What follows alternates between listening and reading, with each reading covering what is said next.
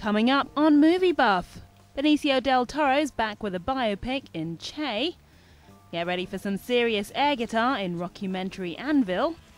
And Isla Fisher's trying to beat her addiction in Confessions of a Shopaholic.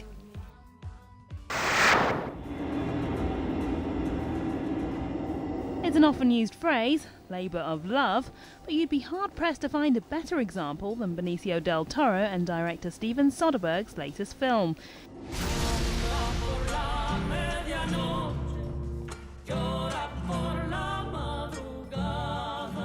It took 7 years of research and hard graft to bring Che to the big screen. The result is an epic split into 2 parts that's destined to leave an impact just like their last collaboration, the Oscar-winning Traffic. So what's it all about? Well, the first segment charts Ernesto Che Guevara's rise from doctor to revolutionary, overthrowing the Cuban government. The second is all about his fall in Bolivia. Algunos moriremos. Y es triste ver a tus compañeros morir. Porque no puedes ayudarlos con tus mínimos recursos. Not exactly untouched territory, though. So far there have been more than 10 movies about the Argentinian icon, so why, oh why, make another? To tell the other side of the coin a little bit. To show a story that is not, that people, I believe people know a lot about Che all through the world. Don't get me wrong, but I do feel that there's a lot of people that don't know that much about it. And there's people that don't know anything about him. And there's people that don't know anything about him and make a judgment. And I think that it's important to show the other side of the coin and stay as truthful as any movie could. But playing the man now more famous for being on t-shirts and posters wasn't easy. The usual suspect star had to shed some weight for his scenes in the jungle. And despite an eerie resemblance to the real man, wasn't always convinced he looked the part. He could wear a beret.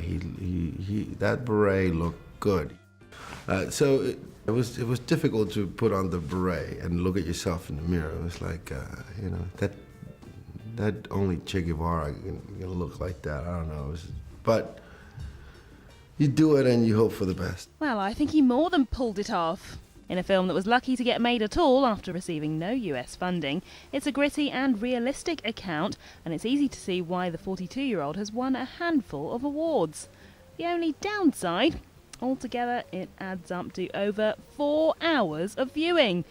And did I forget to mention, it's all subtitled.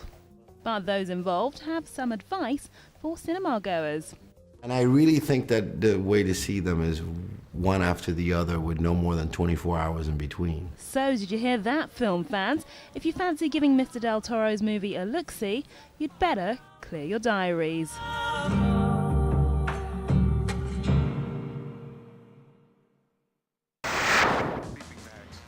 You might not recognise them, but trust me, back in the 80s, these guys, Anvil, were on the brink of greatness.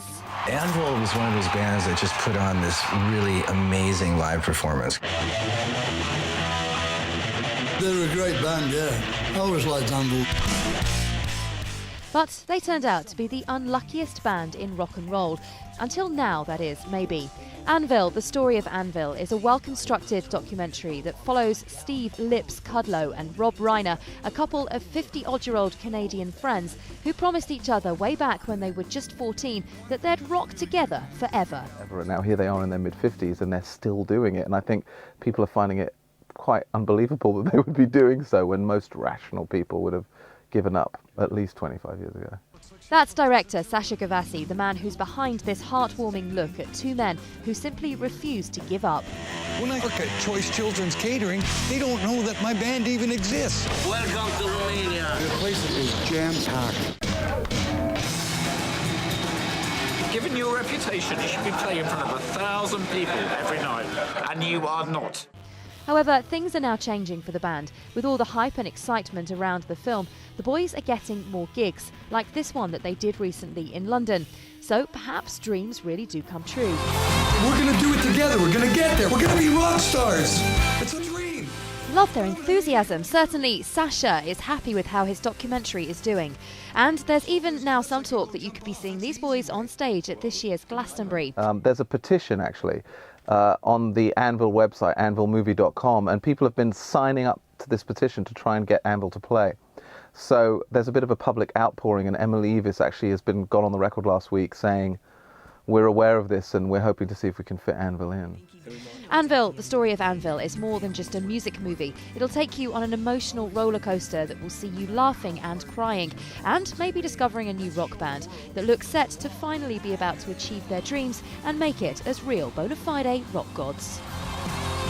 We're gonna do it together. We're gonna get there. We're gonna be rock stars. It's a dream, but I'm gonna make it come true.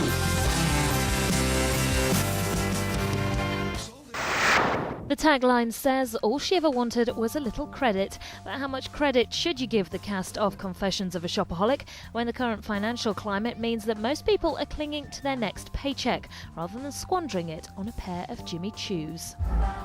You know that thing when you see someone cute and he smiles and your heart kind of goes like warm butter sliding down hot toast? Well, that's what it's like when I see a store. What's wrong with me? $320 on scuba gear? $787 on underwear. Underwear is a basic human right. The film, based on the best-selling book, sees Isla Fisher play Becky Bloomwood, a girl who can shop until she and her credit rating drops. She is someone who's focused at the start of the movie a little too much on the outside, but she learns her lesson, and I think she's a really endearing person. I'd like to think she was a positive role model once she stops compulsively shopping and lying to her friends and family. Now, if you're going to do a film about shopping based in New York, then there's only one person to go to when it comes to fashion: Sex and the City stylist Patricia Field.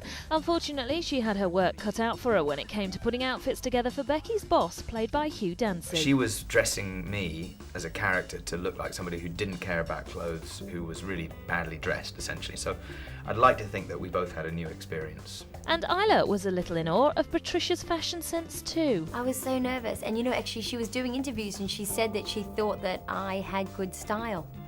I couldn't believe it. I thought, is she talking about me?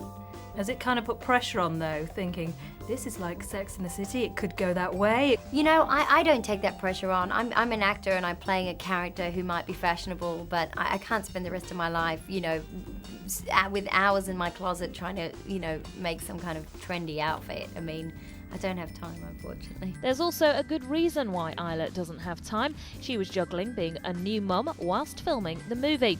Not that big-time producer Jerry Bruckheimer minded, of course. Not at all, not at all. All of it's just fantastic. She lightened up the set. She's got this big smile and just made Isla so happy just to see her daughter smiling all the time. All in all, if you like your movies with a moral and a Manolo on the side, then make sure you go shopping for this film. It's all City Deck collection for Rebecca.